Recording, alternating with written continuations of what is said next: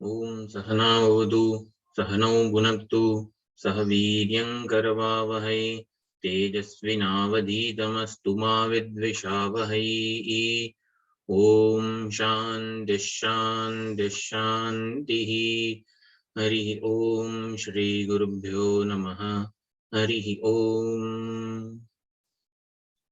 सदाशिवसमारम्भां शङ्कराचार्यमध्यमाम् अस्मदाचार्यपर्यन्तां वन्दे गुरुपरम्परां वन्दे गुरुपरम्पराम्।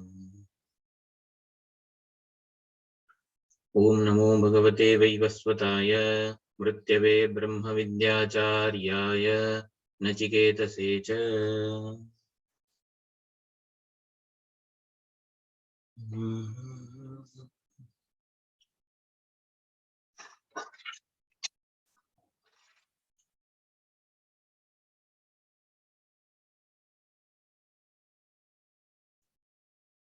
तो मंत्र 9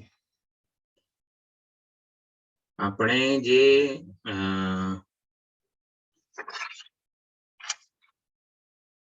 વિપરીત ખ્યાલ કે માન્યતા ધરાવીએ છીએ કે ચૈતન્ય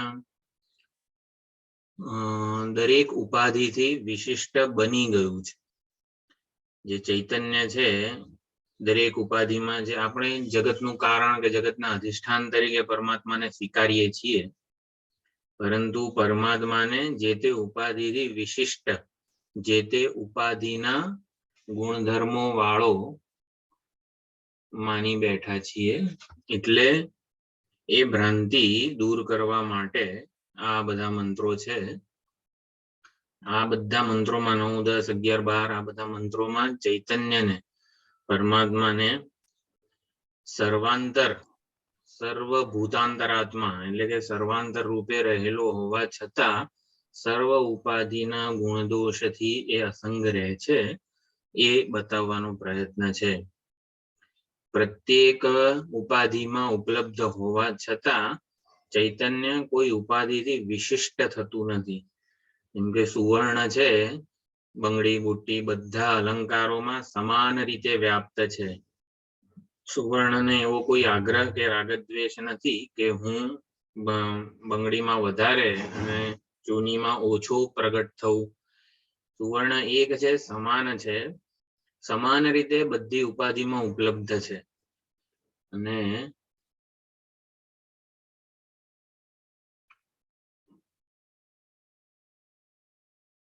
સમાન રીતે ઉપલબ્ધ છે. સુવર્ણને પૂછીએ આપણે કે તું જૂનીમાં જેટલું વ્યાપ્ત છે એટલું જ 10 તોલાના હારમાં વ્યાપ્ત છે. જો સુવર્ણ હા પાડે તો સુવર્ણ એક સમાન રીતે કોઈ પ્રકારના રાગદ્વેષ વગર, કોઈ પ્રકારના પક્ષપાત વગર સર્વમાં સમાન રીતે ઉપલબ્ધ છે. કેમ એવું છે? સુવર્ણને પૂછે તો કેમ સમાનતા ને કેમ કોઈ ચૂની કે બંગડી હાર એ બધામાં રાગદ્વેષ નથી? સમાન રીતે ઉપલબ્ધ કેમ છે સુવર્ણ?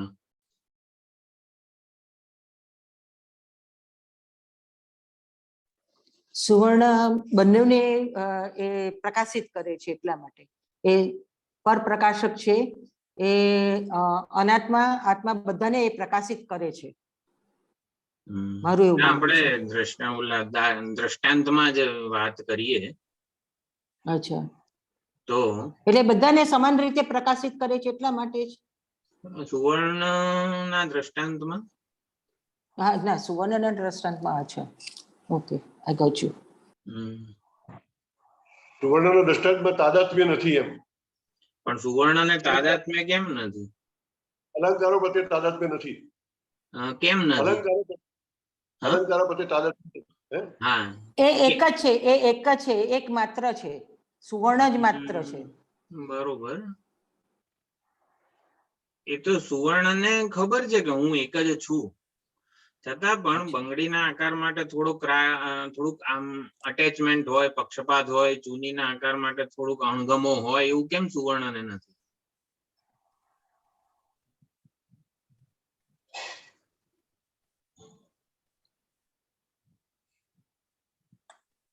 ચૂની અને બંગડી કે બુટ્ટીના ગુણધર્મો એમાં આવતા નથી એટલા માટે. એ શું કહેવાય, એને ઓલો શબ્દ મને નથી આવતો મગજમાં. ના, વાત શબ્દ હોય છે.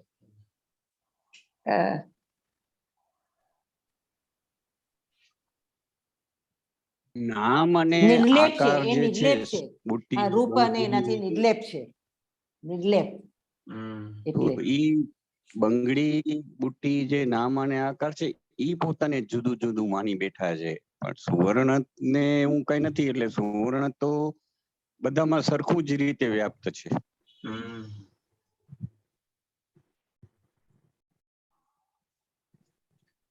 બંગડીપણું અને બુટ્ટીપણું એ બંને વેશ છે.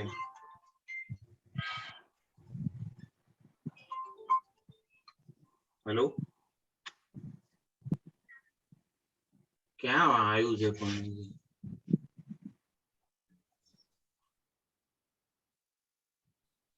પણ આવો તો કરું ને.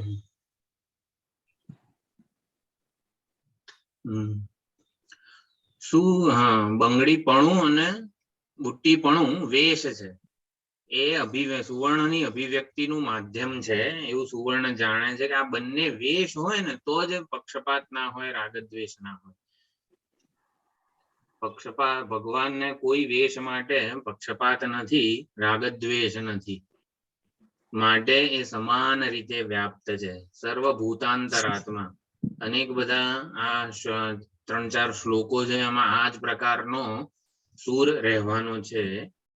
સર્વભૂતાંતરાત્મા, સર્વભૂતોનો અંતરાત્મા હોવા છતાં પણ ભૂતો એટલે કે ઉપાધિના ગુણદોષથી જરા પણ એ લેપાયમાન થતા નથી. અથવા તો આ જે ભૂત છે એ વેશ છે, વેશ પ્રત્યેના પક્ષપાતથી પરમાત્મા નિત્ય મુક્ત છે, કારણ કે વેશપણું એ મિથ્યા અધ્યારોપિત છે. વેશ પરમાત્માથી અનન્ય છે. વેશનું કોઈ સ્વતંત્ર અસ્તિત્વ નથી અભિનેતા વગર, પરમાત્મા વગર. માટે વેશમાં એમને રાગ દ્વેષ કે આસક્તિ નથી. તો વેદાંતનું તાત્પર્ય જે છે, આત્મ તત્વનું એકત્વ, આત્મ એકત્વ, જીવ બ્રહ્મ ઐક્ય કહો, જીવ બ્રહ્મ નું એકત્વ કહો, એટલે કે બધા ક્ષેત્રજ્ઞમ ચાપી મામ વિદ્ધિ સર્વ ક્ષેત્રેષુ ભારત, એ આ વેદાંતનું તાત્પર્ય છે. સર્વ માં એક ઇદમ સર્વમ યદયમ આત્મા, આ સર્વ જે કંઈ છે તે અને હું એક આત્મ તત્વ છે, એક સમાન સમય આત્મા અહીંથી વિદ્યાત, આવું જે ઉપનિષદમાં કહેવામાં આવ્યું છે. એટલે કે દ્રષ્ટા જે છે ચૈતન્ય એ અપરિચ્છિન્ન છે, દૃશ્ય એનાથી અનન્ય છે. દ્રષ્ટા અદ્વિતીય ત્યારે જ હોય જ્યારે દૃશ્ય દ્રષ્ટા પર દ્રષ્ટાની દ્રષ્ટિમાં કલ્પિત હોય. દૃશ્ય નામની કોઈ સ્વતંત્ર દ્રષ્ટાથી જુદી વસ્તુ નથી. આ એનું તાત્પર્ય છે. એને સમજવા માટે જ વિભિન્ન દ્રષ્ટાંતો આપવામાં આવે છે, યુક્તિ આપવામાં આવે છે. એક જ વીજળી અનેક માધ્યમોમાં અભિવ્યક્ત થતી હોય ત્યારે માધ્યમોની વિવિધતા છે, વિષમતા છે, અનેકતા છે. વીજળી તત્વ સ્વરૂપે એક જ છે. આ આપણે જાણીએ છીએ, આ દ્રષ્ટાંત ખબર છે. એવી જ રીતે આત્મ ચૈતન્ય સર્વ ઉપાધિઓમાં એક છે, સમાન છે. આ સિદ્ધાંત છે. સુવર્ણ બધા અલંકારોમાં એક સમાન રીતે વ્યાપ્ત છે. આ સિદ્ધાંત છે. આ સિદ્ધાંત આપણને બહુ આમ શું કહેવાય, ટેમ્પટિંગ લાગતો નથી. હા, હવે સમાન છે, એનાથી શું, એનાથી મારા કોઈ પ્રશ્નો ઉકેલાયા ખરા? પરમાત્મા એક છે, સર્વ ઉપાધિઓમાં સમાન રીતે વ્યાપ્ત છે. એનાથી મારા કોઈ પ્રશ્નો ઉકેલાયા છે જીવનના? એ જાણીએ જ છીએ આપણે. આ સિદ્ધાંત આપણને ખબર છે, છતાં પણ મારા કોઈ પ્રશ્નો ઉકેલાતા નથી સિદ્ધાંત. તો શું કરવાનું? મારા પ્રશ્નો તો એવા ને એવા જ હોય છે.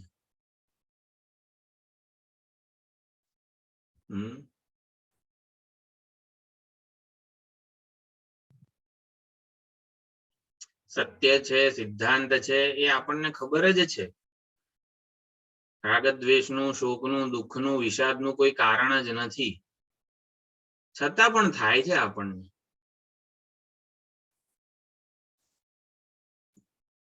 કેમ? સત્ય આપણે જાણતા નથી, સિદ્ધાંતને જાણતા નથી, જાણીએ જ છીએ.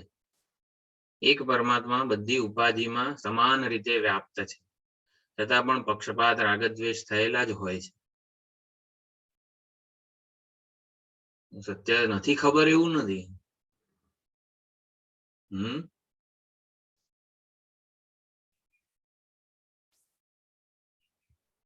બોલો.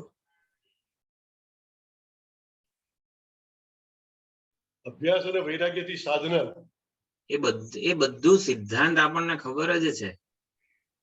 શેનાથી શું થાય બધું ખબર હોય છે આપણને. સોલ્યુશન મળે એનું. એટલે છે ને, આમાં જે સિદ્ધાંત જે છે, સત્ય છે, એને સમજવા માટે યુક્તિ ખૂબ જ જરૂરી છે.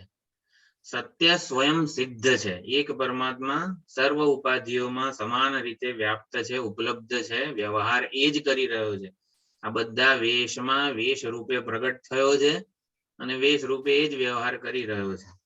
આ સત્ય તો છે જ, સ્વયં સિદ્ધ છે. એને કોઈ નકારી શકે એમ નથી, પડકારી શકે એમ નથી. એટલે સત્યને સમજવા માટે જે યુક્તિ જરૂરી છે, આપણી આચાર્ય પરંપરા અને ઘણી વખત આ શ્રુતિ માતા પણ યુક્તિ આપે છે. એટલે યુક્તિથી સત્ય સિદ્ધ થતું નથી. યુક્તિથી સત્ય સમજી શકાય છે, ઓળખી શકાય છે. આપણને યુક્તિની જરૂર કેમ છે? સત્યને સમજવા માટે. સત્યને સમજવું પડે. ઇટ ઇઝ ટુ બી રેકગ્નાઇઝડ. ખ્યાલ આવે છે આ બધી વસ્તુઓ? તો આ બધી 9મા 10મા બધા મંત્રોમાં યુક્તિ આપવામાં આવી છે. આ યુક્તિ ખૂબ જ મહત્વની છે વેદાંત સિદ્ધાંતને સમજવા માટે, સત્યને સમજવા માટે. તો 9મો મંત્ર છે.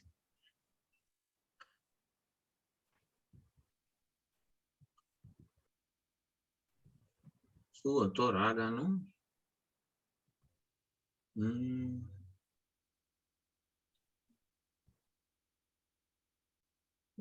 ખ્યાલ આવે છે કોઈને? હું રાગ ભૂલી ગયો.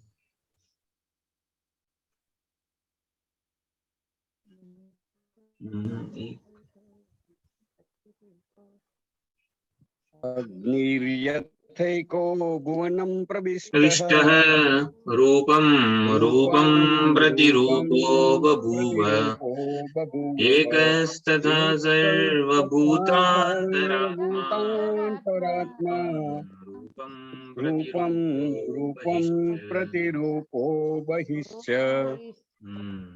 સરસ, ઉપજાતિ છંદ જ છે આ. ઓલું ટ્યુન છે આ બધા મંત્રો, કોઈકના મોબાઈલની ટ્યુન છે, એટલે મારા મગજમાં એ છંદ યાદ આવે છે, એટલા માટે હું આપણો સામાન્ય છંદ છે ભૂલી ગયો. ઉપજાતિ. એક પ્રશ્ન કરી શકું? હા બોલો. આપણે હમણાં જ કહ્યું કે સત્ય યુક્તિથી સિદ્ધ થાય છે, પણ આપણને ઉપયોગમાં સિદ્ધ નથી થતું, એની સમજાય છે. સમજી શકાય છે. હા, આપણે સમજીએ પણ છે, જાણીએ પણ છે, તો પણ એ આપણે ઉપયોગમાં કેમ નથી લઈ શકતા? એનો ઉપયોગમાં કેમ નથી આવતું? રાગદ્વેષ થઈ જ જાય છે, કે પક્ષપાત થઈ જ જાય છે, તે ઉપયોગમાં કેમ નથી લઈ શકતા, એમ મારું પૂછવું છે. આચાર્ય પરંપરા અનાદિકાળથી ચાલુ છે.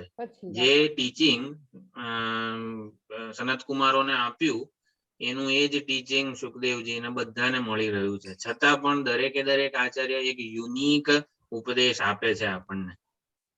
એક જ વસ્તુ હોય, વાચારંભણમ વિકારો નામ ધેયમ મૃત્તિકા ઇત્યેવ સત્યમ એક સદૈવ સૌમ્યદમ અગ્ર આસીત. જુદા જુદા આચાર્યો જુદી જુદી રીતે કેમ ના સમજાઈ શકે છે એ વસ્તુને? આચાર્યની ઉપદેશ સમજાવવાની જે પદ્ધતિ છે ને, એમાં પોતાનું મનન આવે છે પિક્ચરમાં. આચાર્ય શ્રુતિ પ્રતિપાદિત સત્યને સમજાવવા માટે યુક્તિ આપે છે. યુક્તિ એવી વસ્તુ છે કે જેનાથી આપણી બુદ્ધિનું સમાધાન થાય. એટલે આપણે બધાએ પણ સત્યને સમજવા માટે તો પોતાની જ યુક્તિ અપનાવવી પડે. પોતે જ એટલું મનન ચિંતન કરવું પડે કે સત્ય સમજાઈ જાય. એને છે ને સમીકરણ ગોઠવાઈ જાય એવું કંઈક શબ્દો વાપરી શકાય. આ બધું એક પરમાત્મા છે, કઈ રીતે એ જાતે જ નક્કી કરવું, જાતે જ વિચારવું પડે. આટલું બધું અનુભવોમાં વિષમતા છે, છતાં પણ શ્રુતિ આવું કહે છે. તો દરેક જણે જાતે એ યુક્તિ પોતાની લગાડવી પડે કે જેનાથી બધા સમીકરણ ગોઠવાઈ જાય. એટલા માટે મનન, આ બધી આ યુક્તિઓ છે. હવે આ યુક્તિ છે તો દરેક કંઈક 1 વાર 2 વાર 3 વાર આવી રીતે આના ઉપર વિચાર કરવામાં આવે તો પહેલી વાર જેટલો વિચાર કર્યો હશે ને એના કરતા ત્રીજી વારનો વિચાર વધારે રિવીલિંગ હશે.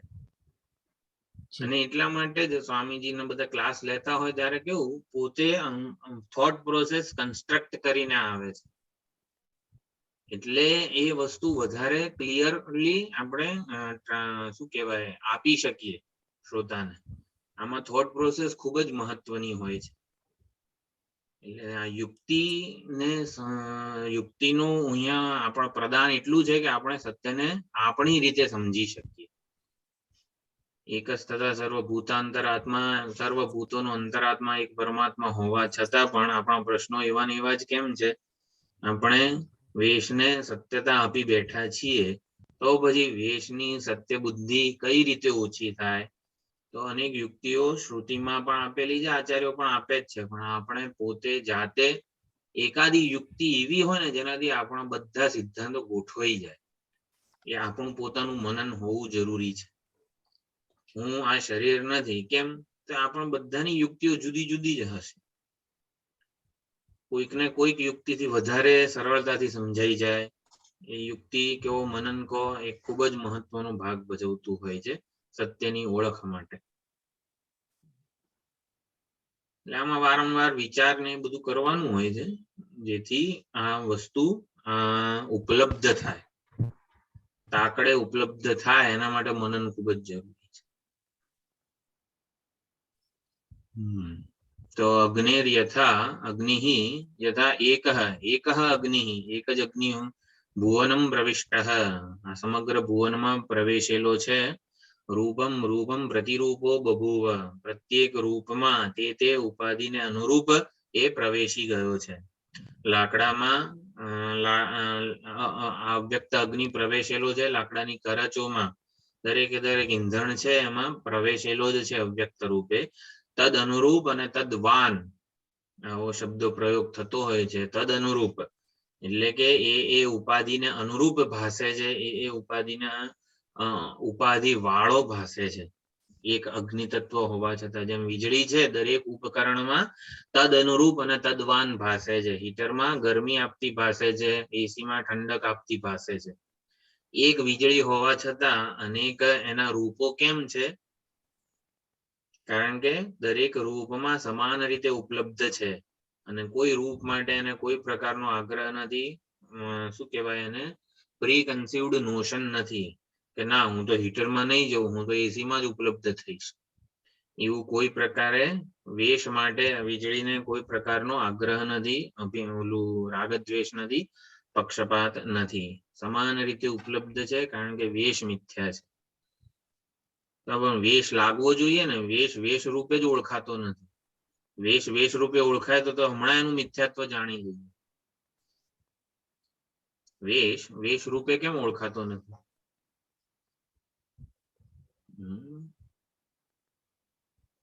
તાદાત્મ્યને લીધે વેશમાં તાદાત્મ્ય છે. વેશથી પોતાને પૃથક ઓળખવો એ સૌથી મોટી જ્ઞાન સાધના છે. જેમ કે ગયા વખતે આપણે વિચાર કર્યો કે સ્વપ્ન અવસ્થાનો વિચાર કેમ કરવામાં આવે છે? તમપદનું શોધન, કે અનાત્મા એવા વેશથી આત્માને પૃથક કે સ્વતંત્ર ઓળખવો. ચૈતન્ય દેહ વિશિષ્ટ, સ્થૂળ શરીર વિશિષ્ટ નથી, કારણ કે સ્થૂળ શરીર તો સૂઈ ગયું છે, ઇન્દ્રિયો પણ સૂઈ ગઈ છે, છતાં પણ હું બધો જ વ્યવહાર મારો કરું છું. એવી રીતે વેશથી પોતાને જ્યારે સ્વતંત્ર ઓળખીએ, તું ઓલ્યા કોણને કોને વળગી રહ્યો, જોને વિચારીને મૂળ તારું. સમરને શ્રી હરિભજનમાં નરસિંહ મહેતા કહે છે તું ઓલ્યા કોણ છે ને કોને વળગી રહ્યો? સિંહનું બાળક જે છે, બાળસિંહ ઘેટાના ઓલામાં ઉછરે અને ઘેટાની જેમ જ બે કરવા લાગે. એને કહેવામાં આવે તું ઓલ્યા કોણને કોને વળગી રહ્યો, જોને વિચારીને મૂળ તારું. દૃશ્યની આસપાસ એવો વીંટળાઈ ગયો કે પોતાને જ દૃશ્ય માની બેઠો. દૃશ્ય એવી આ ઉપાધિ, પરમાત્મા એવી સુંદર ઉપાધિ, સુકૃતમ બત, એવી સુંદર આ શરીર રૂપી ઉપાધિ સર્જી અને શરીરમાં હું ભાવે પ્રવેશ કર્યો અને પછી શરીરને જ હું માનવા લાગ્યા. એટલે શરીરથી પોતાને પૃથક સ્વતંત્ર ઓળખવું એ ખૂબ જ મહત્વનું છે. તો પછી વેશને વેશ રૂપે ઓળખી શકીએ આપણે. તો સમગ્ર ભુવનમાં આ ભવન અને ભુવન એટલે આ 14 ભુવન કહેવાય છે. 14 લોક જે છે, 14 ભુવન. જે પરમાત્માએ નિર્માણ કર્યું હોય એને ભુવન કહેવાય. આપણે જે બધું સર્જીએ છીએ એને ભવન કહેવાય. આ ભવન, આ ઘર ભવન છે. ભવન એટલે મનુષ્ય પ્રયત્ન જ્યાં રહેલો હોય એને ભવન કહેવાય. અને ભુવન એટલે જે ઈશ્વર નિર્મિત હોય. કેવા સુંદર બધા અર્થ હોય છે આ બધા. ભુવનમ પ્રવેશ, રૂપમ પ્રતિરૂપો બભૂવ. અગ્નિ આ બ્રહ્માંડમાં પ્રવેશેલો છે અને પ્રત્યેક પદાર્થને અનુરૂપ એના જેવા જ રૂપ વાળો થઈને રહેલો છે. એક જ તથા સર્વભૂતાંતરાત્મા, સર્વ પ્રાણીઓના સર્વભૂતોનો અંતરાત્મા એક છે. અને એ રૂપમ પ્રતિરૂપો, આ બભૂવની જગ્યાએ બહિશ્ચ કીધું છે. રૂપમ પ્રત્યેક રૂપમાં તે રૂપ વાળો ભાસે છે. તે રૂપ વાળો થઈને તો રહેલો જ છે, ભાસે પણ છે, અને છતાં પણ એમનાથી અસંસ્પૃષ્ટ રૂપથી બાહ્ય રહે છે. સર્વમાં સમાન રીતે ઉપલબ્ધ હોવા છતાં સર્વથી અતીત કેમ છે? કારણ કે જે સર્વ જે છે ને એ એનાથી જુદું નથી. સર્વ અલંકારોમાં સમાન રીતે વ્યાપ્ત હોવા છતાં સુવર્ણ અલંકારોથી અતીત છે. કેમ? અલંકારો સુવર્ણથી જુદા, સ્વતંત્ર નથી, વિલક્ષણ નથી. અલંકારો આવું આ વાક્ય ત્યારે જ સત્ય હોય જ્યારે એક વેશ એટલે અનેક કે સર્વ જે છે ને એ વેશ હોય અને વેશધારી એક હોય. એક વેશધારી અનેક વેશ ધારણ કરીને વ્યવહાર કરી રહ્યો છે. તો અગ્નિ તત્વ એટલે ઉષ્ણત્વ, પ્રકાશકત્વ. જેટલું મોટું લાકડાની કરચનું જેટલું મોટું બળતણ હોય છે લાકડાનું, હોળીના પ્રસંગે કેટલું મોટું આપણે તાપણું કરતા હોઈએ, જેમાં અનેક કરચો છૂટી પડતી હોય છે. તો જે કરચમાં જે અગ્નિ તત્વ ઉપલબ્ધ છે એ જ અગ્નિ તત્વ આ મોટા ઓલા તાપણામાં પણ ઉપલબ્ધ છે. આમ ઉપાધિઓનો અંતરાત્મા છે. અંતરાત્મા એટલે શું? અંતસ્સન યમયતિ. અંતર્યામી બ્રાહ્મણ જે બૃહદારણ્યક ઉપનિષદમાં છે, પૃથ્વીની અંદર રહેલો છે, પૃથ્વીને ધારણ કરવાની શક્તિ પ્રદાન કરે છે. અંતર્યામી કો, સૂત્રાત્મા કો, હિરણ્ય ગર્ભ કો, આ બધું એક જ છે. સૂત્રધાર જે છે એ સમગ્ર ઉપાધિઓનો અંતરાત્મા છે, સમગ્ર ઉપાધિઓનો સાક્ષી છે, પ્રત્યેગાત્મા છે. એમાં જે પ્રત્યેગાત્મા હોય, સાક્ષી હોય, એ ઉપાધિથી અસંગ હોય, નિર્લેપ હોય. સર્વ ઉપાધિઓમાં ઉપલબ્ધ છે છતાં એ સ્વયં અસંગ અને નિર્લેપ રહે છે. અને એ બતાવવા માટે અહીંયા બહિશ્ચ, બહિશ્ચ એટલે એ અસંગ છે, નિર્લેપ છે, અસંસ્પૃષ્ટ છે. અસંસ્પૃષ્ટ ઉપાધિના કોઈ ગુણધર્મોથી ચૈતન્ય માં કોઈ પ્રકારના ગુણદોષ આવતા નથી. એટલે એ તો આગળના મંત્રમાં છે એની વિચારણા. વિશિષ્ટ થતું નથી, અસંસ્પૃષ્ટ જ રહે છે. યથા એકઃ અગ્નિઃ તત્તદ ઉપાધિ સદૃશ પ્રકાશઃ. દરેક અગ્નિ તે ઉપાધિના જેવા પ્રકાશ વાળો થઈ જાય છે. તથા સર્વભૂતાંતરાત્મા એકઃ સન. સર્વભૂતોનો અંતરાત્મા પરમાત્મા એક હોવા છતાં પ્રતિદેહમ તત્તદ દેહ ઉપાધિ અનુરૂપ. ચૈતન્ય તે દેહ તદ અનુરૂપ અને તદવાન તે ઉપાધિને અનુરૂપ તેમાં ઉપલબ્ધ ભાસે છે. બહિશ્ચ, બહિશ્ચ એટલે સ્વયં અવિકૃત, સ્વયં અવિકૃત તિષ્ઠતિ. તો ઔપાધિક ભેદ અનેક હોવા છતાં ચૈતન્યમાં ઔપાધિક ભેદ છે કે નહીં? દરેકે દરેક ઉપાધિને અનુરૂપ ચૈતન્ય તેવું ભાસે છે. છતાં પણ આત્મા તત્વ જે છે એ એમાં ઔપાધિક ભેદની કલ્પના ઉપાધિના સંદર્ભમાં થઈ છે. હકીકતમાં તત્વ સ્વરૂપે એ આત્મામાં નથી. ભેદની કલ્પના આત્મામાં ઉપાધિના સંદર્ભમાં થઈ છે, પરંતુ હકીકતમાં આત્મામાં છે નહીં. તો આ વિચારધારા કેમ શ્રુતિએ અહીંયા આરંભી છે? કારણ કે આપણે બધા એવું માનીએ છીએ કે દરેકે દરેક જીવ, અનેક જીવો છે, જીવોની અનેકતા છે, જીવોના પોતાના કર્મો છે, પોતાના પાપ પુણ્ય સુખ દુઃખ વગેરે કર્મો છે, ફળ છે, આટલું બધું છે. જન્મ મરણ કરણાનામ પ્રતિનિયમાદ અયુગપત પ્રવૃત્તેશ્ચ પુરુષ બહુત્વમ સિદ્ધમ. સાંખ્યોની એવી વિચારણા છે કે અનેક પુરુષ જીવો અનેક છે. જીવો અનેક છે એટલે કે દરેકે દરેક જીવાત્મા એકબીજા કરતા જુદો છે, પૃથક છે.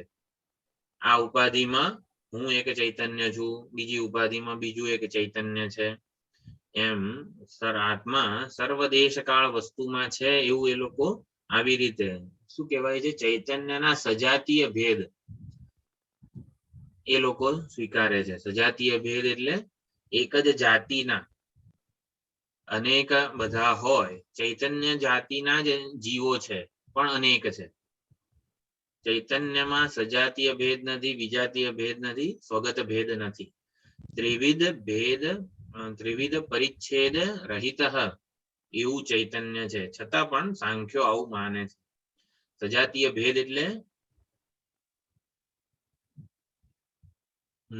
એક જ જાતિમાં ભેદ, એક જ જાતિના ભેદ હોય. ચૈતન્ય સજાતીય ભેદ વાળું કહેવાય ને, કારણ કે હું એક ચૈતન્ય છું, તમે એક ચૈતન્ય છો, બધા જીવો એક એક ચૈતન્ય છે. સજાતીય ભેદ, હમ. પશુ પક્ષી જેટલા પણ જીવો છે.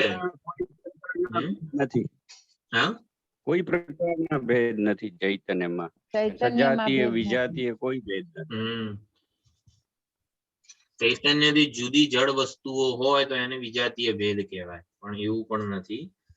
ચૈતન્ય થી અનેક ચૈતન્ય હોય અનેક જીવોની જેમ, તો એને સજાતીય ભેદ કહેવાય. એવું નથી. અને ચૈતન્યમાં કઈ ડાબો જમણો ભાગ એવું કંઈક હોય તો એને સ્વગત ભેદ કહેવાય. તો એવું પણ નથી, કારણ કે સજાતીય ભેદ હોવા માટેની કન્ડિશન શું છે? સામાન્ય, જેમ કે અનેક ગાયો હોય તો એમાં ગોત્વ સામાન્ય છે, ગોત્વ જાતિ કહેવાય. અનેક ગાયો હોય, જેટલી ગાયો છે આ બ્રહ્મા પૃથ્વી ઉપર, એમાં ગોત્વ જાતિ એક જ છે ને, ગોત્વ એક જ છે.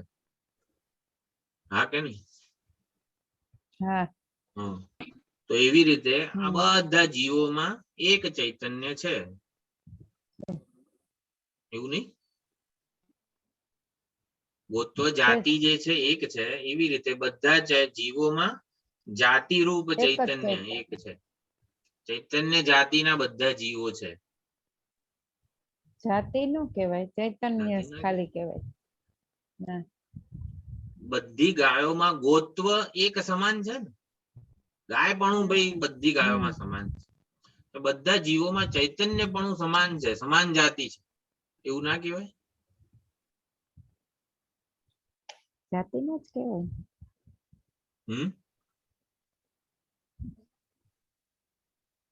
બોલો.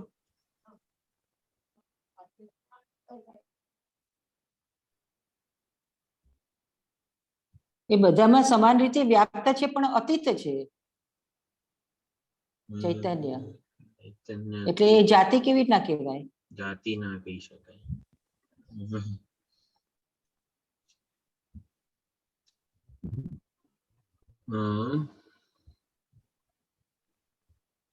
નામ યાદ નથી આવતું કઈ. ખબર તો છે. બધી ગાયોમાં ગોત્વ છે, બધા જીવોમાં જીવત્વ છે, એવું કહી શકાય. એમ બધા ઘડાઓમાં ઘટત્વ એક જાતિ છે. ઘટત્વ સામાન્ય છે, બધા ઘડાઓમાં ઘટત્વ જાતિ છે, ગાયોમાં ગોત્વ જાતિ છે. આ બધા જીવોમાં આત્મા એક જાતિ છે. બધા જાતિ રૂપે એકત્વ નથી આત્માનું. જાતિ ને બધું શેમાં હોય? પરિચ્છિન્ન વસ્તુઓમાં એની જાતિ હોય. પરિચ્છિન્ન વસ્તુઓ હોય ને એની જાતિ હોય, પરંતુ આત્મામાં સજાતીય ભેદ નથી, કારણ કે અનેકમાં એ એક હોય એવું નથી. અનેક અને એક આમ બે સમાન સત્તામાં નથી. અનેક જે છે ને એ એકનો જ શું કહેવાય વેશ છે, એટલે અનેક રૂપે એક ભાસી રહ્યું છે. બધા જે અલંકારો જે છે એ સુવર્ણ જાતિના કહેવાય ખરા? ના, જાતિ નહીં, સુવર્ણ ના છે. તત્વ રૂપે એકત્વ છે આત્મા. આત્માનું એકત્વ તત્વ રૂપે છે, આવું જાતિ રૂપ એકત્વ નથી. જેમાં પણ અહંકાર એટલે પરિચ્છિન્નતા હોય ને એમાં આ જાતિ વગેરે હોઈ શકે. પરિચ્છિન્નતા હોય ને એમાં જાતિ એકત્વ હોઈ શકે. આત્મામાં કોઈ આવું પરિચ્છિન્નતા નથી. અંદર બહાર સબાહ્યાભ્યંતર, અંદર અને બહાર સમાન રીતે એ પરિપૂર્ણ છે. ગાયની બહાર ને ગાયની અંદર ગોત્વ એવું રહેલું નથી. ગોત્વ જાતિ ગાયની બહારે હોય ને ગાયની અંદર હોય એવું અંદર બહાર પરિપૂર્ણતા નથી. એટલે પરિચ્છિન્ન વસ્તુઓમાં જાતિ એકત્વ હોય, અપરિચ્છિન્ન વસ્તુમાં ન હોય. એટલે સાંખ્યો અથવા તો આપણી જ માન્યતા એવી છે ને કે આ બધા જીવો અનેક છે, તો એવું કેમ આપણને લાગે છે? વેદાંત સમજાવે છે કે એટલે સાંખ્યો હકીકતમાં શું પ્રકૃતિને એક માને છે અને પુરુષને અનેક કલ્પે છે. અનેક જીવો છે, અનેક ચૈતન્ય છે. પ્રકૃતિ એક છે અને પુરુષને અનેક માને છે, અને એટલા માટે એ આ બધી ગૂંચવણમાં એટલે કે જીવો અનેક છે એટલે એકને દુઃખ થાય તો બધાને દુઃખ નથી થતું, એટલે જ એ બતાવે છે કે જીવો અનેક છે, બધા ચૈતન્ય જુદા જુદા છે. પરંતુ એવું નથી, એક દુઃખનો હેતુ જે છે એ એકમાં છે અને બીજાને દોષ આપે છે સાંખ્યો. એ પ્રકૃતિને એક માને છે અને પુરુષમાં ભેદની કલ્પના કરે છે. હકીકતમાં અનેકતા વિવિધતા પ્રકૃતિના સ્તરે રહેલી છે, આ ઉપાધિના સ્તરે રહેલી છે.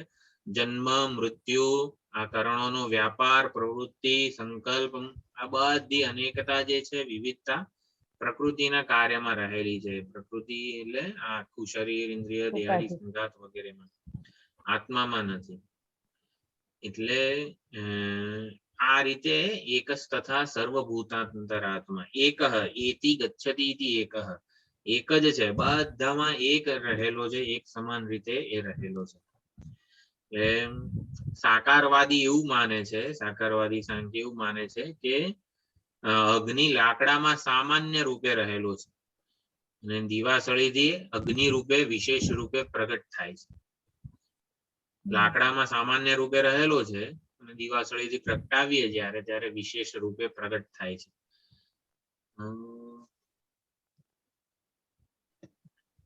વેદાંતિ સમજાવે છે કે આ બ્રહ્મ જ્ઞાન જે છે ને, વૃત્તિ પૂછે છે, બ્રહ્મ એ અવિદ્યાનું પણ પ્રકાશક છે. અવિદ્યા બાધિત થઈ જાય છે. આપણે અવિદ્યા નિવૃત્તિની વાત કરી હતી ગઈ વખતે, બાધિત થવું અને નિવૃત્ત થવું. તો બાધિત થવું એટલે પ્રતીતિ પણ ના રહે, સત્યતા પણ ના રહે. શેમાં? અવિદ્યા કલ્પિત વસ્તુઓમાં. તો બુદ્ધિવૃત્તિમાં આપણે જે દ્રષ્ટાંત જોયું હતું કે નારાયણ ભગવાન ક્ષીર સાગરમાં સૂતા હોય ત્યારે કોઈ પક્ષપાત વગરના હોય, નિષ્પક્ષ હોય. એમના માટે દેવો અને અસુરો બધા સમાન હોય. જ્યારે કૃષ્ણ કે રામ રૂપે અવતરે ત્યારે એ ભક્તોના પક્ષપાતી બને અને ભક્તોના કષ્ટોને દૂર કરે. તો એવી રીતે બ્રહ્મ જે છે, આત્મ ચૈતન્ય છે, એ નિષ્પક્ષ છે. એ કોઈના માટે એ અજ્ઞાનને પણ સત્તા અને સ્ફૂર્તિ પ્રદાન કરે છે. જ્યારે આત્મતત્વ વૃત્યારૂઢ બને, બ્રહ્માકાર વૃત્તિમાં મહાવાક્યના ઉપદેશથી જ્યારે આ બ્રહ્માકાર વૃત્તિ થાય, એના ઉપર આરૂઢ થાય ત્યારે, એટલે બ્રહ્મ કઈ નિષ્પક્ષ છે, પણ બ્રહ્મ જ્ઞાન જે છે, આત્મજ્ઞાન, એ અવિદ્યાનો નાશ કરનારું છે, અવિદ્યાને બાધિત કરનારું છે.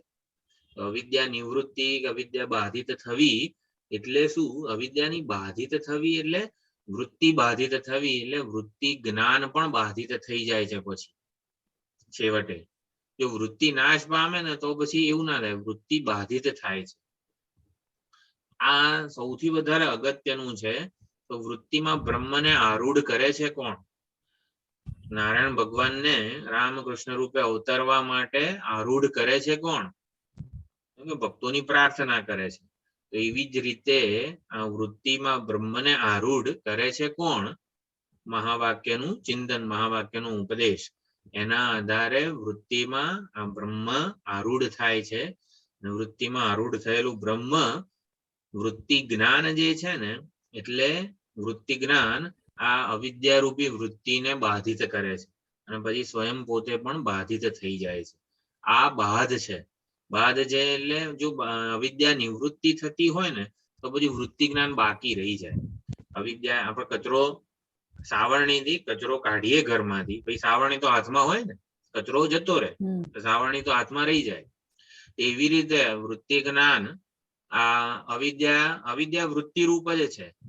એ સ્વયં એ કલ્પિત જ છે, વૃત્તિ રૂપ જ છે. એટલે વૃત્તિને નિવૃત્તિ કરે, અવિદ્યાની નિવૃત્તિ કરે, પછી સાવરણી તો રહી જાય ને હાથમાં. કે એવું નથી થતું, નિવૃત્તિ નથી થતી અવિદ્યાની, અવિદ્યા બાધિત થાય છે. વૃત્તિ જ્ઞાન પણ સ્વયં બાધિત થઈ જાય છે. વૃત્તિ જ્ઞાન પણ એટલે કલ્પનાને કાઢવા માટે એક બીજી કલ્પના કરવામાં આવે છે. આ વેદાંત સમજાવે છે એક કલ્પનાને કાઢવા માટે બીજી કલ્પના કરવામાં આવે છે. એટલે એક મિનિટ, અવિદ્યા બાધિત થાય છે, અવિદ્યા નિવૃત્ત થતી નથી. એટલે વૃત્તિ જ્ઞાન પોતે પણ આ અવિદ્યાને બાધિત કરે છે અને સ્વયં પછી પોતે પણ નિવૃત્ત થઈ જાય છે. નકલી અવિદ્યાને નિવૃત્ત કરવા માટે આવું નકલી જ્ઞાન પર્યાપ્ત છે, પરંતુ નકલી જ્ઞાન પ્રમાણથી જન્મે છે. એ પ્રમારૂપ છે, પ્રમાણથી જન્મે છે. એટલું અહીંયા સમજવાનું છે. આપણે ફરીથી જોઈન થઈએ.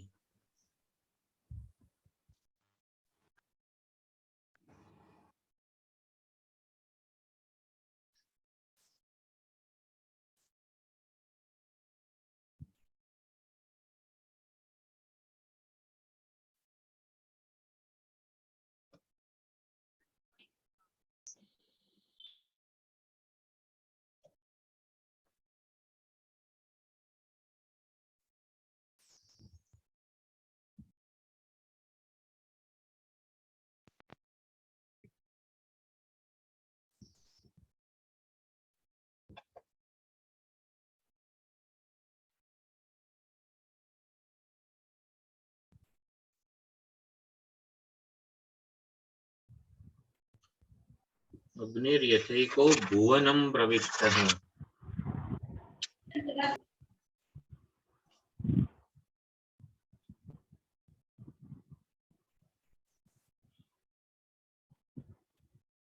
દરેક રૂપમ રૂપમ પ્રતિરૂપો બભૂવ. દરેક પદાર્થને અનુરૂપ અગ્નિ સ્થિત છે, ઉપલબ્ધ છે. દરેક પદાર્થને અનુરૂપ, પદાર્થ જેવો આકાર ધરાવે છે, જેવું રૂપ ધરાવે છે, એવા રૂપમાં એવા આકારે અગ્નિ ઉપલબ્ધ છે. એટલે અગ્નિ એક જગ્યાએ એક ઉપાધિમાં અગ્નિ પ્રગટ થાય તો બધી ઉપાધિઓમાં અગ્નિ પ્રગટ થઈ જાય. એક દિવાસળીમાં અગ્નિ પ્રગટાવીએ તો મેચબોક્સની બધી દિવાસળીમાં પ્રગટ નથી થઈ જતો, બરોબર. એટલે એક જીવ દુઃખી થાય તો કે બીજા જીવ બધા સુખી દુઃખી, એટલે એવી રીતે સમાન નથી થઈ જતું. એટલે અગ્નિમાં જ આ બધું રહે. એટલે અગ્નિ સમાન રીતે સર્વ ઉપાધિઓમાં વ્યાપ્ત છે, છતાં પણ કઈ એક ઉપાધિમાં અગ્નિ પ્રગટ થાય તો બધી ઉપાધિઓમાં કઈ પ્રગટ થઈ જતો નથી. એક જગ્યાએ અગ્નિ પ્રગટ થાય તો બીજી જગ્યાએ કઈ નથી થઈ જતું. એટલે સાંખ્યોની જે આ વાત હતી કે એક જીવ દુઃખી થાય તો બધા જીવ દુઃખી થવા જોઈએ, પણ એવું નથી. કેમ? કારણ કે ચૈતન્ય એક જ છે તો પછી આવું થવું જોઈએ ને? ના ના, ઉપાધિ ભેદ, ઉપાધિના સંદર્ભમાં, એટલે જે કંઈ પણ ભેદ રહેલા છે એ ઉપાધિના સ્તરે રહેલા છે, દેહાદી સંઘાતના સ્તરે રહેલા છે. અગ્નિમાં ઉપાધિના કોઈ વ્યવહારનો ભેદ નથી. અગ્નિમાં, અહીંયા અગ્નિનું દ્રષ્ટાંત છે, બીજા મંત્રમાં વાયુનું દ્રષ્ટાંત આવશે. અગ્નિમાં ઉપાધિના કોઈ વ્યવહારનો, કોઈ ઉપાધિનો કે કોઈ વ્યવહારનો ભેદ નથી. એટલું સમજવાનું છે. કાર્યની ઉત્પત્તિ થાય, કાર્યનો વિનાશ થાય તો પણ અગ્નિ તત્વ, જે ઉપાધિનો સર્જન થાય કે ઉપાધિનો નાશ થાય, અગ્નિ તત્વ પોતાના સ્વરૂપનો ત્યાગ કરતું નથી, કારણ કે એ અધિષ્ઠાન રૂપે જ રહેલું હોય છે. એવી રીતે આત્મ ચૈતન્ય આવો દેહાદી સંઘાત રૂપી ઉપાધિનો જન્મ થાય કે નાશ થાય, છતાં પણ એ પોતાના સ્વરૂપનો ત્યાગ કરતું નથી. તો સર્વભૂતાંતરાત્મા આત્મ ચૈતન્ય સર્વભૂત, સર્વભૂત એટલે કે સર્વ એટલે બધા ભૂતોમાં એક અંતરાત્મા છે. જેની ઉત્પત્તિ થાય, જેની કલ્પના થાય એને ભૂત કહેવાય. ભૂત એટલે શું? ભવંતી ભૂતાની આ બધી વ્યુત્પત્તિઓ બરોબર છે વ્યવહારિક દ્રષ્ટિએ. ભૂત એટલે શું? જેની કલ્પના થાય ને એને ભૂત કહેવાય. જો આ દેહને હું માનું તો હું પણ ભૂત કહેવાઉં, કારણ કે દેહની કલ્પના થયેલી છે ચૈતન્યમાં. એટલે દેહને હું માનું તો પછી હું ભૂત રૂપ જ કહેવાઉં. સર્વભૂતાંતરાત્મા સર્વભૂતનો અંતરાત્મા છે, છતાં પણ એ બહિ છે, બાહ્ય છે. અત્યતિષ્ઠત દશાંગુલમની જેમ પોતાના સ્વરૂપમાં જ સ્થિત છે. પ્રતિ શરીરમ દત્તત શરીર સમાનાકારઃ ભવતિ. પ્રત્યેક તદ અનુરૂપ અને તદ્વાન ઉપાધિને અનુરૂપ ઉપાધિ પૂરતો જે ભાસે છે, છતાં સ્વરૂપેણ તત્ શરીરાત વિલક્ષણઃ નિર્વિકારઃ એવ. આત્મ ચૈતન્ય નિર્વિકાર અસંસ્પૃષ્ટ જ રહે છે.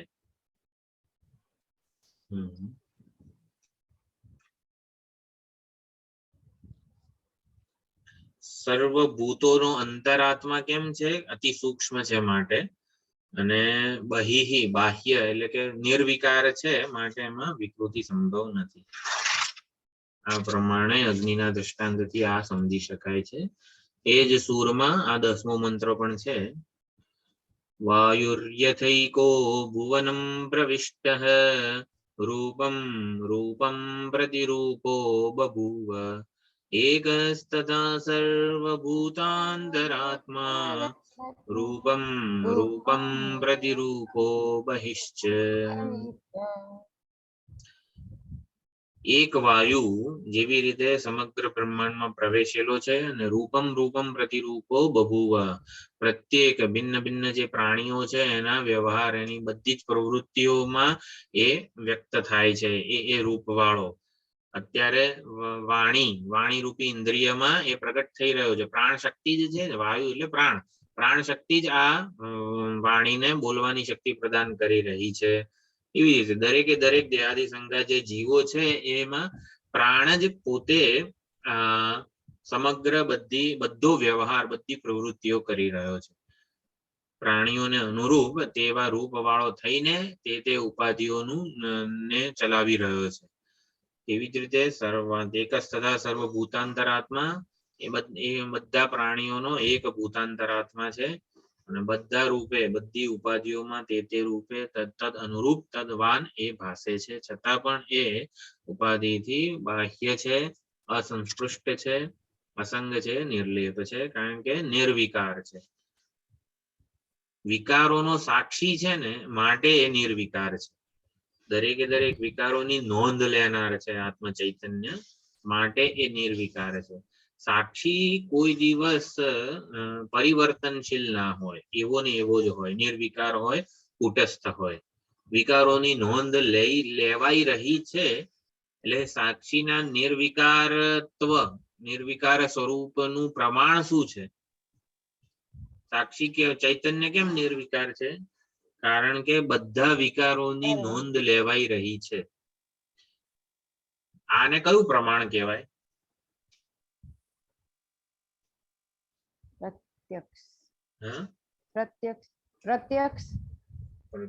પ્રત્યક્ષ દેખાતું હોય સાક્ષી તો પ્રત્યક્ષ.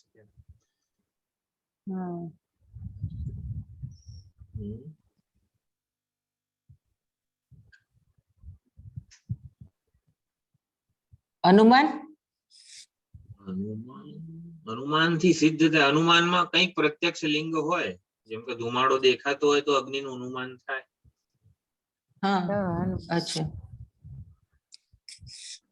એક પ્રકારનું અનુમાન છે, પણ હકીકતમાં અર્થાપત્તિ પ્રમાણ. બધા વિકારોની નોંધ લેવાઈ રહી છે માટે કોઈક નિર્વિકાર સાક્ષી હોવો જોઈએ. જો નિર્વિકાર સાક્ષી ના હોત તો વિકારોની નોંધ લેવાઈ ના હોત, પરંતુ વિકારોની નોંધ લેવાય છે માટે સાક્ષી નિર્વિકાર હોવો જોઈએ. આને અર્થાપત્તિ કહેવાય. એટલે ચૈતન્ય નિર્વિકાર, પરમાત્મા નિર્વિકાર કેમ છે? કારણ કે બધા વિકારોની, બધી પરિવર્તનની નોંધ લેવાઈ રહી છે ને એ આપણને ખબર છે. હા, ગઈકાલે હું આવો હતો, આજે આવો છું, હા, નોંધ લેવાઈ રહી છે, અને માટે હું નિર્વિકાર છું.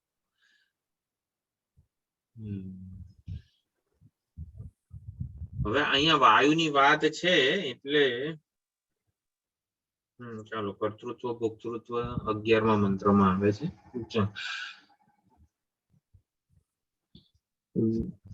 વાયુ બહાર અવ્યક્ત છે, બ્રહ્માંડમાં બહાર અવ્યક્ત છે, પરંતુ અંદર દરેકે દરેક જે ઉપાધિઓ છે ને એમાં પ્રાણ રૂપે પ્રગટ થયેલો છે, વ્યક્ત રૂપે પ્રગટ થયેલો છે. એટલે બધાને અનુકૂળ ગતિશક્તિ પ્રદાન કરે છે.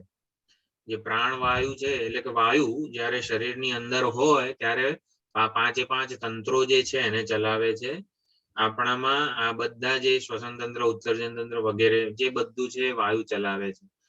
એટલે દરેક જીવને ગરુડને ઉડવાની શક્તિ જે છે એની એ પ્રમાણેની હોય, કબૂતરની એ પ્રમાણેની હોય, માછલીની તરવાની શક્તિ આ પ્રાણને આધારી છે. આને જ રૂપમ રૂપમ પ્રતિરૂપો બભુવ કહેવાય છે. પ્રાણ શક્તિ જેમ કે વીજળી છે એસી માં ઠંડક રૂપે અભિવ્યક્ત થાય, હીટરમાં ગરમી રૂપે અભિવ્યક્ત થાય. રૂપમ રૂપમ પ્રતિરૂપો બભુવ. તો વાયુ શક્તિ જે પ્રાણ શક્તિ છે ઉપાધિમાં ઉપલબ્ધ થાય ત્યારે આવી રીતે ભિન્ન ભિન્ન જ્ઞાન, ઈચ્છા, ક્રિયા શક્તિ રૂપે એ અભિવ્યક્ત થતો હોય છે. એટલે વિશેષતા વાળો ભાસે છે વાયુ, ત્યારે પણ એ એક જ છે હકીકતમાં, એ પોતે નિર્વિશેષ જ હોય છે, સામાન્ય રૂપે જ હોય છે. છતાં પણ ઉપાધિમાં ઉપલબ્ધ હોવાને લીધે અનેક વિશેષતાઓ વાળો એ ભાસે છે. વિશિષ્ટ ભાસે છે ને ત્યારે જ એ સ્વયં એક છે, નિર્વિશેષ છે. એટલે અહીંયા મંત્ર 9મો અને 10મો જે છે ઉપાધિ પ્રતિરૂપત્વ, આત્મતત્વ જે છે આત્મ ચૈતન્ય એ ઉપાધિ પ્રતિરૂપત્વ, જે તે ઉપાધિને અનુરૂપ ભાસવા લાગે છે. વેશ ધારણ કરે ત્યારે એ વેશને અનુરૂપ વેશધારી ભાસવા લાગે છે. અને મંત્ર 11માં એનું અસંગત્વ પણ કહેવામાં આવશે. તો અહીંયા 10મો મંત્ર વાયુ છે, પ્રાણ છે, એટલે ક્રિયાશક્તિની પ્રધાનતા વાળી જે ઉપાધિઓમાં આત્મ એકત્વનું પ્રતિપાદન અહીંયા થયું. જડનો જડમાં પ્રવેશ થાય ત્યારે ઉપાદાન કારણ રૂપે થાય. સુવર્ણ જળ, માટી જળ છે, એ અનેક ઘડાઓમાં જયારે પ્રવેશે, જડનો જડમાં પ્રવેશ થાય ને ત્યારે ઉપાદાન કારણ રૂપે થાય જડ વસ્તુઓ. ચેતનનો જડમાં પ્રવેશ થાય ત્યારે કઈ રીતે થાય?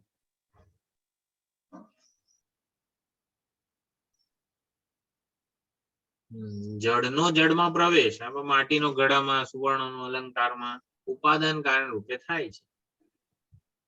બરોબર? એટલે કુંભાર અને સોની અલગ જ હોય. નિમિત્ત કારણ, નિમિત્ત કારણ ખાલી નિમિત્ત ચૈતન્ય જડમાં પ્રવેશે ત્યારે એવું કોઈ દ્રષ્ટાંત છે ચૈતન્યનો જડમાં પ્રવેશ થાય?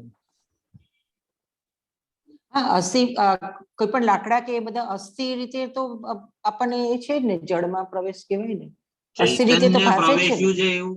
એમાં ક્યાં લાકડું એની જાતે ચાલવા લાગે એવું નથી? ના ના ના, એ નથી ચાલતું. બરોબર, અસ્થિ રૂપે ભાસે છે ખરું, બસ. ચૈતન્યનો જડમાં પ્રવેશ થાય એવું કોઈ દૃષ્ટાંત છે?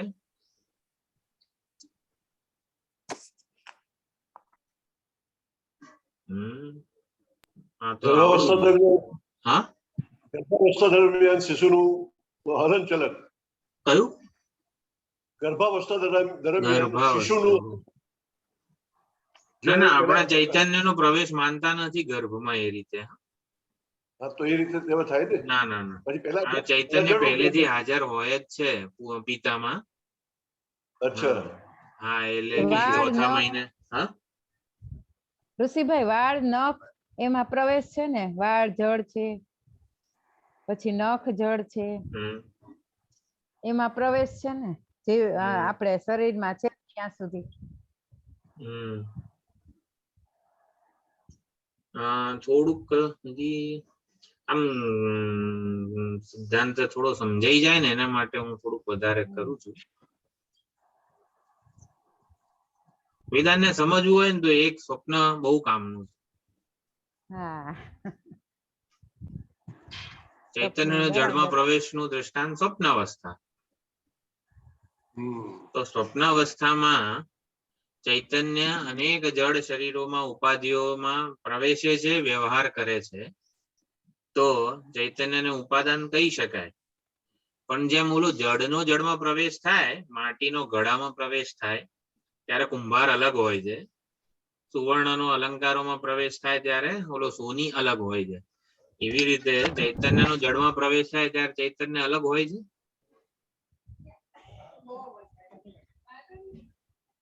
ચૈતન્ય પોતે પોતાને જળ રૂપે કલ્પે છે.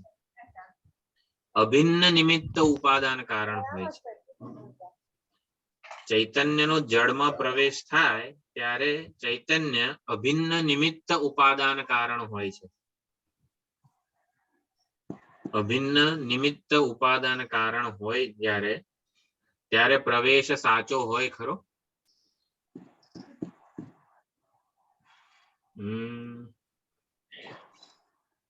ના હોય. ના, કલ્પિત જ હોય.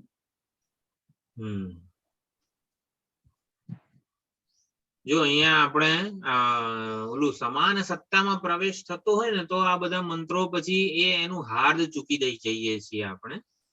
ચૈતન્ય એક જ તથા સર્વભૂતાના ચૈતન્ય બધી ઉપાધિઓમાં પ્રવેશ કરે છે ને એ રૂપ વાળો ભાસે છે ને એટલે સમજવાનું છે શું? વિવર્ત રૂપે. જો ચૈતન્ય જડ રૂપી ઉપાધિઓમાં પ્રવેશે ત્યારે અભિન્ન નિમિત્ત ઉપાદાન કારણ કહેવાય. અભિન્ન નિમિત્ત ઉપાદાન કારણ ચૈતન્યને સમજીએ ને ત્યારે વિવર્ત રૂપે જ સમજવાનું છે. આમ તો અભિન્ન નિમિત્ત ઉપાદાન કારણ આ શબ્દ આવે ત્યારે આપણે ઈશ્વરને આમ ધ્યાનમાં લાવીએ કે હા, ઈશ્વરે જ આ જગતનું સર્જન કર્યું છે, ઈશ્વર જ આ જગતનું મટીરિયલ એટલે કે મટીરિયલ કોઝ ઉપાદાન કારણ બની ગયો છે. આમ એવું અભિન્ન નિમિત્ત ઉપાદાન કારણને સ્વપ્નના સંદર્ભમાં પણ સમજી શકીએ છીએ આપણે. તો ચૈતન્ય જ્યારે જળનું સર્જન કરે, જળમાં પ્રવેશ કરે ને ત્યારે વિવર્ત રૂપે પ્રવેશ કરે છે, અભિન્ન નિમિત્ત ઉપાદાન કારણ રૂપે. એ સાચો પ્રવેશ હોતો નથી. એ આ ખાસ સમજવાનું છે. એક જ તથા સર્વભૂતાંતરાત્મા રૂપમ રૂપમ પ્રતિરૂપો કઈ રીતે થઈ ગયો? એક આત્મા ચૈતન્ય જે છે બધી ઉપાધિઓમાં આવી રીતે તે ઉપાધિ રૂપે તે ઉપાધિ વાળો કઈ રીતે ભાસે છે? તો આવી રીતે વિવર્ત રૂપે. એટલે કે જે કઈ પરિણામ જે છે મેં કીધું ને કે સાક્ષી નિર્વિકાર જ હોય, કારણ કે વિકારોની નોંધ લેવાઈ રહી છે, બધા પરિણામોની પરિવર્તનની નોંધ લેવાઈ રહી છે. એટલે ચૈતન્ય એ પરિણામી થઈને અહીંયા પ્રવેશ નથી કર્યો ઉપાધિઓમાં. ચૈતન્ય જો પરિણામી થઈને ઉપાધિમાં પ્રવેશ કર્યો તો પરિણામની નોંધ કોણ લે? એટલા માટે ચૈતન્ય એ આવી રીતે વિવર્ત રૂપે પરિણામી ઉપાદાન કારણ રૂપે પ્રવેશ નથી કર્યો, વિવર્ત ઉપાદાન રૂપે પ્રવેશ કરેલો છે. એટલે ચૈતન્ય રજ્જુ સર્પ રૂપે પ્રવેશે છે એટલે શું? સર્પ રૂપે ભાસે છે, વિવર્ત છે.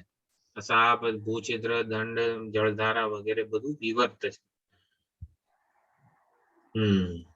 એટલે પ્રપંચમાં બ્રહ્મની આવી રીતે વિવર્ત અભિન્ન નિમિત્તો ઉપાદાન કારણ રૂપે વિવર્ત અભિવ્યક્તિ છે. વિવર્ત અભિવ્યક્તિ. વિવર્ત એટલે શું?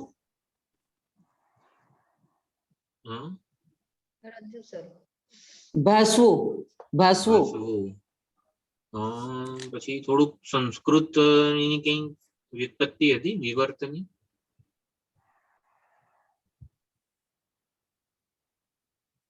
સમજ્યા ને શું પૂછે છે? વિવર્ત એટલે વિપરીતેન વર્તનમ વિવર્તનમ. વિપરીત રૂપે ચૈતન્ય જડ રૂપે આપણને ઉપલબ્ધ થાય છે, પ્રવેશે છે વગેરે એવું થાય છે. વિવર્ત વિશેષણ વિપરીતેન બધા એની વ્યુત્પત્તિ થતી હોય છે સંદર્ભ અનુસાર. એટલે પરમાત્મા એટલે ઉપાધિની દ્રષ્ટિથી, પ્રપંચની દ્રષ્ટિથી પરમાત્મા એક સર્વભૂતાંતરાત્મા રૂપમ રૂપમ પ્રતિરૂપ. એટલે પ્રપંચની દ્રષ્ટિથી પરમાત્મા એક હોવા છતાં બધી ઉપાધિમાં પ્રવિષ્ટ છે. સ્વયંની દ્રષ્ટિથી, બ્રહ્મ દ્રષ્ટિથી, પોતાની દ્રષ્ટિથી એ બહિશ્ચ, સ્વયં નિર્વિકાર છે, એ બાહ્ય એટલે કે પરમાત્મામાં પોતાનામાં આત્મ ચૈતન્ય પોતાનામાં પ્રવિષ્ટ અનુપ્રવિષ્ટ એવા કોઈ ભેદ નથી. ખ્યાલ આવે છે? પ્રવેશ કર્યો પરમાત્મા એટલે પછી પ્રવેશ કરેલા અને પ્રવેશ કર્યા વગરના એમ જુદા પરમાત્મા એવું કોઈ ભેદ રહેલો નથી. તો પ્રવેશ કેમ કહેવામાં આવે? સુવર્ણ એ અલંકારોમાં પ્રવેશ કર્યો, બરોબર ને? પ્રવેશ શેના માટે છે? એના અસ્તિત્વ માટે, એ સ્વરૂપે દેખાય છે એટલા માટે. પ્રવેશ શ્રુતિનું તાત્પર્ય જે છે ને એ તાત્પર્ય એટલે શું કે શું પહોંચાડવા માંગે છે શ્રુતિ? પ્રવેશ શ્રુતિનું તાત્પર્ય આત્માનું અદ્વિતીયત્વ એટલે સુવર્ણ અલંકારોમાં પ્રવેશી ગયું અલંકારોમાં સુવર્ણ સિવાય કશું છે જ નહીં. અત્યારે પણ અલંકારો સુવર્ણ સ્વરૂપે જ છે. સુવર્ણ સિવાય અલંકારોમાં બીજું કંઈ મળે એમ નથી. એમ ચૈતન્ય સર્વ ઉપાધિઓમાં પ્રવેશી ગયું. એક ભૂતાંતરાત્મા તે ઉપાધિઓને અનુરૂપ પ્રવિષ્ટ છે. એટલે ઉપાધિઓમાં તમે આમ શું કહેવાય એને શોધવા જાઓ ને તો પરમાત્મા સિવાય કશું મળશે નહીં. નામ રૂપમાં તમે શોધવા જાઓ તો અસ્થિપાદી પ્રિય સિવાય કઈ મળે નહીં. એવી રીતે આ ઉપાધિઓમાં આ પ્રવેશ શ્રુતિનું તાત્પર્ય એના સિવાય કઈ મળે એવું નથી. એ જ મુદ્દો માલ છે, એ જ તત્વ છે એવું સમજાવવા માટે. એટલે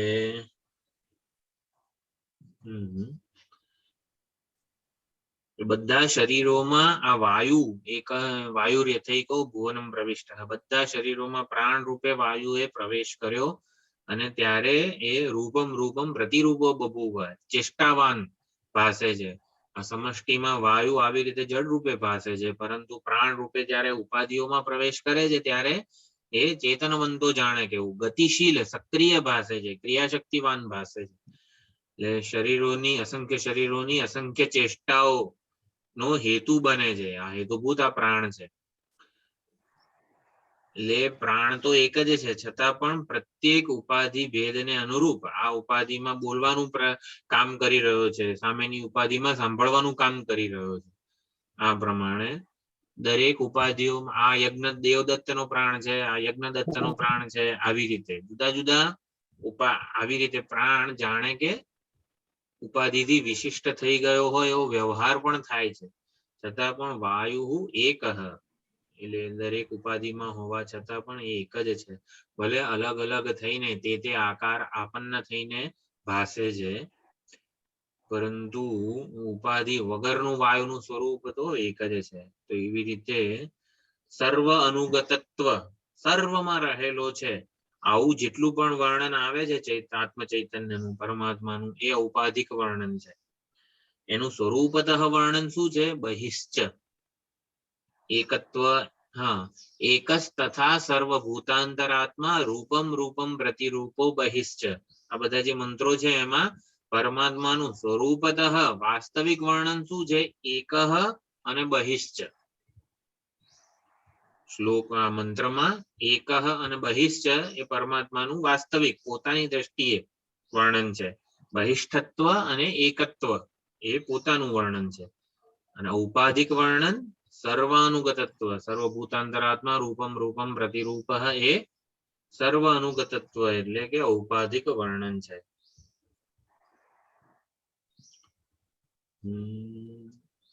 ઓકે, તો આ હવે 11મો અને 12મો મંત્ર છે, આવતી વખતે જોઈશું. 12મો તો બહુ જ અગત્યનો મંત્ર છે. કઠોપનિષદ ભણીએ ત્યારે 12મો મંત્ર પહેલા ગોખી કાઢવાનો હોય છે, તો આવતી વખતે જોઈશું. ઓમ પૂર્ણમદઃ પૂર્ણમિદં પૂર્ણાત પૂર્ણમુદચ્યતે પૂર્ણસ્ય પૂર્ણમાદાય પૂર્ણમેવાવશિષ્યતે. ઓમ શાંતિ શાંતિ શાંતિ. હરિ ઓમ શ્રી ગુરુભ્યો નમઃ. હરિ ઓમ. તો 19 કઈ હશે તો નહીં આવતા મંગળવાર.